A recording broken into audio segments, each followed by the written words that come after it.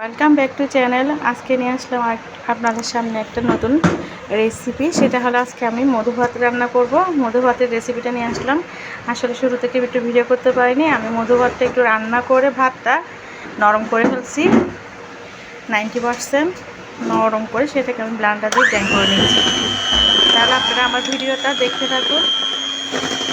এটা কিন্তু ডাল ঘুন দিয়ে করা যায়, কিন্তু আমার কাছে এটা আছে, আমি এটা দিয়ে করে ফেলতেছি, কারণ ডাল ঘুন দিয়ে অনেক সময় লাগে, পছন্দ হাতে ব্যথা হয়ে যায়।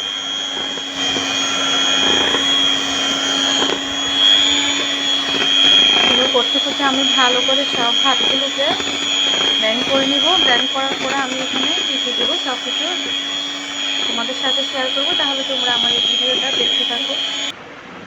এখন আমি এখানে একটু চিনি মিশানো হচ্ছে। এখন আমি চিনি দিয়ে ভালো করে ব্লেন্ড করে নিচ্ছি।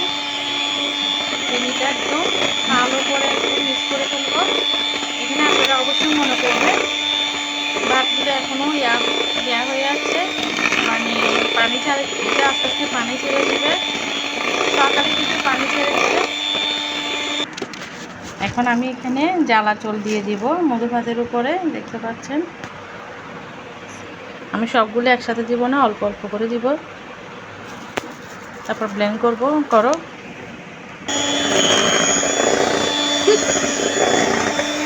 এগুলো করে আমি আস্তে আস্তে করে বল করে ব্লেন্ড করে নেব। এখানে আমি আরেকটু দিয়ে দিচ্ছি জ্বালাচল। মেশিনটা ধরো না, একটু দিয়ে দিচ্ছি, একটু নিয়ে যাও, আবার প্লেন করে নিব। তো আমি এখন মধু ভাত বসাইছি, দেখতে পাচ্ছেন এখানে কিভাবে কাপড় চোপড় নিতে। আপনারা এইভাবে কাপড় চোপড় নিয়ে ভালো করে ঢাকনা দিয়ে ভরে দিলাম।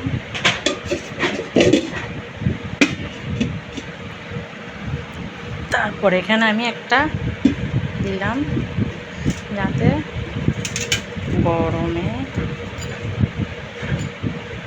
এখন এটাকে আমি ভালো করে কাপড় চোপড় দিয়ে ঘুরে দিব, যাতে এটা গরমে, তুমি দিও না, তোমারটা হবে না, গরমে নিয়ে যায়।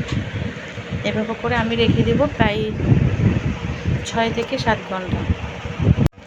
রাতে যেটা আমি মধু ভাত রাখলাম সেটা এখন আমি খুলে দেখতেছি কীরকম হয়েছে।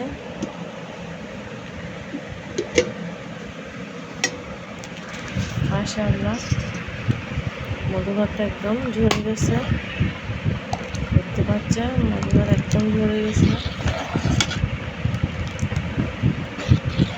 এখন এটা আমরা নারকেল দিয়ে পরিবেশন করব।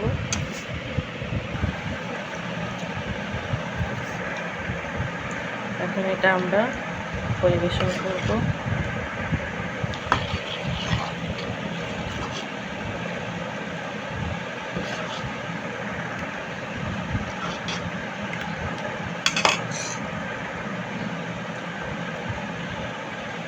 নারকেল দিয়ে পরিবেশন করব।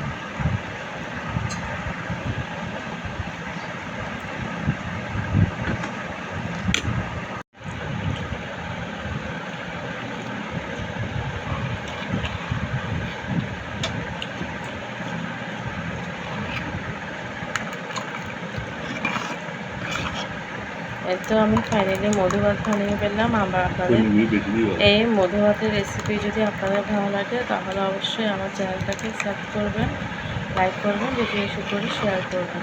আজকে ভিডিওটা এখানে শেষ করলাম। সবাই ভালো থাকবেন, সুস্থ থাকবেন। আসসালামু আলাইকুম।